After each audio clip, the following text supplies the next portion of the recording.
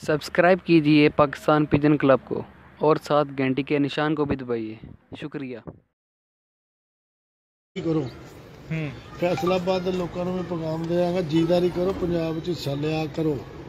ਤੁਸੀਂ ਆਪਣੇ ਇਲਾਕੇ ਤੱਕ ਮੌਜੂਦ ਹੈਗੇ, ਤੁਸੀਂ ਆਪਣੇ ਮਹੱਲੇ ਦੇ ਕਬੂਤਰਬਾਜ਼ ਹੈਗੇ ਤੇ ਤੁਸੀਂ ਡਰਦੇ ਹੋ ਬਾਹਰ ਨਿਕਲਣ ਤੋਂ। ਖੌਫ ਇੱਕ ਹੈ ਤੇ ਖੌਫ ਜਿਹਨੂੰ ਖੌਫ ਹੋਵੇ ਉਹ ਕਦੀ ਦੁਨੀਆ ਦਾ ਨਾਂ ਪੈਦਾ ਨਹੀਂ ਕਰ ਸਕਦਾ।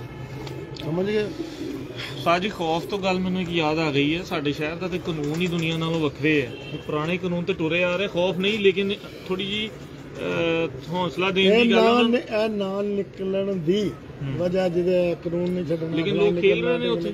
ਹਾਂਜੀ, ਇਹ ਨਾ ਨਿਕਲਣ ਦੀ ਵਜ੍ਹਾ ਹੈਗੀ ਸਰਗੋਧੇ ਵਾਲੇ ਹੁਣ ਸੱਲਾਲੀ ਕੇ ਕੱਲ ਦੇ ਬੱਚੇ ਹੈਗੇ।